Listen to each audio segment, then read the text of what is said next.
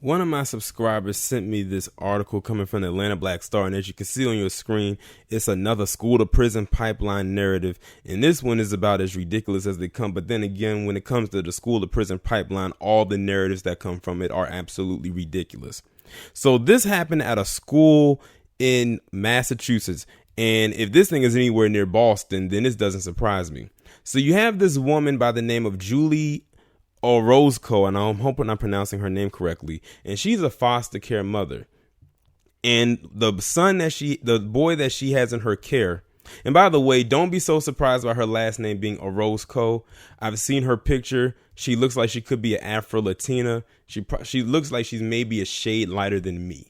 So you seen how I look, you pretty much get the picture. She's almost like the same shade as like Zoe Saldana. Like, I guess you put that in the into context. But anyway, she's a foster care mother, and the boy that is in her care was recently suspended for 4 days from school because he gave his white female teacher a hug. Let me say that again. He was suspended for 4 days. As a matter of fact, he was actually going to get 10 days. Suspension. Now, what just happened for 10 days for another black man down in Florida for oversleeping and missing jury duty until they completely wiped that off his record? This boy almost got 10 days suspension, but the mother was able to argue it down. She was trying to get rid of it altogether, but they wouldn't go past 4. And the boy ended up getting suspended for 4 days because he gave his white female teacher a hug. And I don't know if the teacher said something to try to make it seem like he was sexually harassing her or anything like that. I said, this reminds me of Emmett Till, and it reminds me of that black boy in New York at that bodega who was walking past that slender man built bitch and said that he was swiping on her ass, when the whole time if she turned sideways she would look like a goddamn used popsicle stick, like no shape at all. But this is the nature of a lot of white women. They will lie on any black male, no matter what the age, from young to old. Now I'm going to go ahead and read this article and see what else we can find out. And not only will they lie about him, the lie will be believed. A 12-year-old black boy in foster care was handed down a 4-day suspension accused of physical assault for hugging a gym teacher at a Massachusetts school. The student was called out during a dodgeball game in gym class on September 27th at Forest Grove Middle School, according to the Worcester Telegram. The school is located about 50 miles west of Boston. I was told he had put his hands on a teacher, Julie Orozco, the boy's foster mom, told NBC Boston recently. I was shocked and asked for details on what happened, and then I was told that he simply hugged his gym teacher. So it sounds like to me that somebody there saw him give the teacher a hug, and somebody took it and probably went and lied to some administrator about this boy and said that he touched her inappropriately. Meanwhile, how many of these palm-colored teachers, female mostly, are going around here having sex, actual physical sex, with their underage minor students? How do we know she's not the one that initiated the hug? How do we know she's not the one that reached out her arms and he just gave her a hug back and not the other way around? So somebody probably saw this and snitched on this boy. It's somebody there that probably don't like him.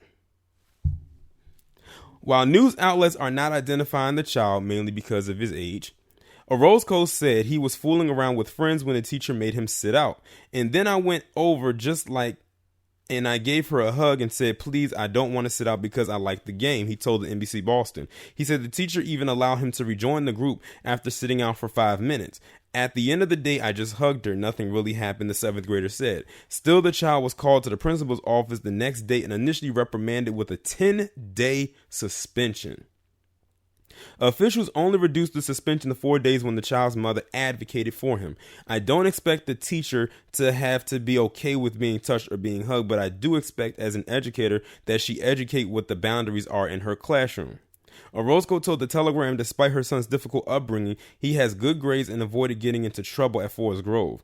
And see, the thing is, they probably may have found out that this boy may have been in the foster care system. And see, the thing is, when a lot of those kids get tossed around in that foster care system, they tend to be what they'll deem as a problem child, and they will do anything to tick them off or to try to put them back out there and say, oh, this person in this foster care that's supposed to be their guardian is not raising them right. Then they could lose their license and a host of other things, and they can throw them right back into the system again, and they get shuffled around to another family that's probably worse than the one that they're with right now. She said after several phone calls, emails, and a hearing, she got his school record reduced to disruption of school. It shouldn't be no record, period. There is no mention of how a hug could be handled in the Worcester Public Schools student discipline policies. The policy instead is more general and states, in every case of student misconduct for which suspended may be imposed except for offenses referred in the note at the end of its policy, a principal shall consider ways to re-engage the student in learning and avoid using long-term suspension from school as a consequence until alternatives have been tried. Orozco said in a meeting with Superintendent Maureen Bianita and other district officials Friday that she was told the hug was too tight, forceful, and aggressive. Now, you know, they just had to throw that in there. So you mean to tell me that this 12-year-old, I would like to see what this 12-year-old boy looks like on a physical front. Because Tamir Rice was 12 years old and they swore up and down that they thought he was 18. Well, when you look at them pictures, I said, I don't know any 18-year-old that looks like that. I know we age gracefully, but come on now, let's not reach for the stars with this one. And she said, and that a 12-year-old should have known it was inappropriate. I bet you, I want to know, has this teacher been inappropriate with any of her other students? They are literally throwing this boy into a position where they're making it seem like he is, look at it, it says tight, forceful, and aggressive. If they could have said toxic masculinity in this statement, they would have. Let's be real here. Whenever they throw that damn toxic masculinity around, it's usually aimed towards black males. Notice I said males and not just men, because now it seems to me that this could be used for black boys as well. If you can admit to me that you didn't have a mechanism or a process or any way of informing students what your expectations were, but then in the same breath, so you say to me, he's 12, he should know hugs are not okay, it's confounding, Orozco told NBC Boston. Orozco, who was invited by the school committee to speak at their meeting Thursday, told the Worcester Telegram when asked that she believes race might have played a factor, as the boy is black and the teacher is white. I absolutely do, she said. She also told the newspaper a school administrator told her the hug could even be construed as sexual harassment. When Orozco picked her son up at the school the day of the incident, when he saw me, he just started crying.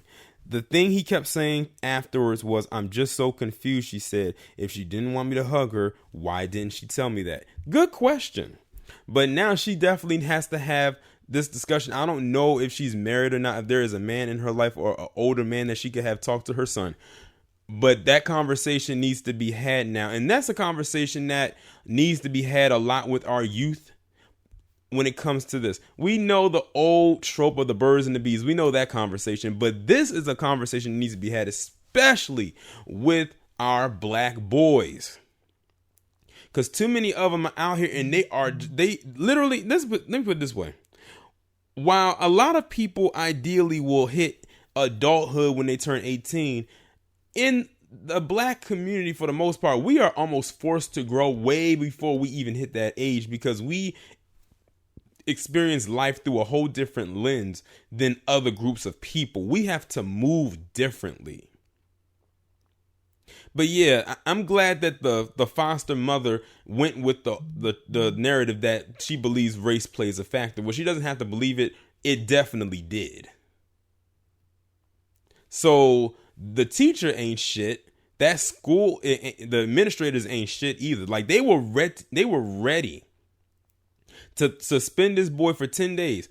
In a business week, because the kids go to the school Monday through Friday, that's 2 whole weeks of class that he would have missed. And then he would have been expected to make up all the assignments that he missed. Do you know how much you will miss in 2 weeks? And then if he had got held back, then they'll say it was his fault. And then on top of that, he would have had a record at the age of 12. Now you see why this picture is up here. While he would not have gone to prison, he might as well have, because they were going to try to get him on sexual harassment charges. But I'm glad that the foster mother is fighting back against this, because that's absolutely ridiculous. Like, they said that the hug, they said it was tight, forceful, and aggressive. They used that on a 12-year-old black boy. I don't know about y'all, but has any of you as an adult hugged a 12-year-old? Their hugs are not that tight unless they in the gym, like going heavy, and they are able to have an intense amount of strength, or they're a certain size. That's why I said I wish I could see the physical build of this 12-year-old. But as far as what they're putting out there, they're just tacking things on there, from the description of the hug to them saying that it might have been seen as sexual harassment, to them wanting to give him 10 days initially, but then the mother argued it down and it got down to 4. It should have been down to 0. But this is what we're dealing with here. And you know what's so crazy? The vast majority of teachers in this establishment are white women. So to the people listening to this right now, you have most likely encountered at least one white woman as a teacher in your life. And most likely at the public school level, not even at the collegiate level if you've been to college, depending on what college you went to, of course. But on a collegiate level, you have experienced at least one white teacher. I can remember it now. My first white teacher was a female when I was in kindergarten back in 1994. My second white female teacher, I actually had two of them, because one of them was in the first grade. Then I had one in the second grade. I think I had one in the third grade. I don't know about the fourth. I don't think the fifth. And then when I got to middle school, that's when I had my first white male teacher, when I got to middle school. So I literally started out with my first teacher, with the exception of pre-K, being a white female. Now I want y'all to let me know down in the comments, when's the first time you had a white female teacher? And I'm willing to bet you any amount of money that most of you will have had your first white female teacher when you was in elementary school, and probably had a few of them while you were there.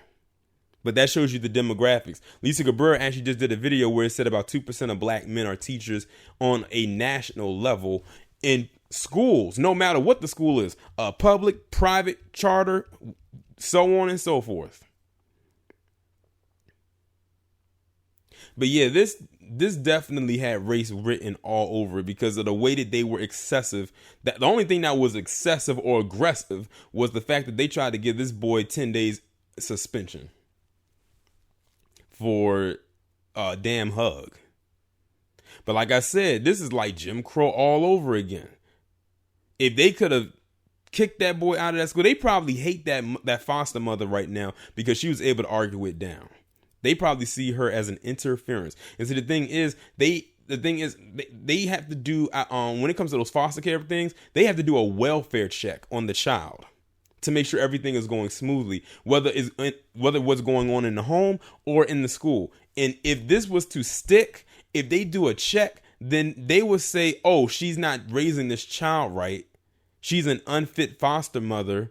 Then they, like I said earlier, they would take the child and they might take her license, which means any other child that's in her care would also get displaced as well.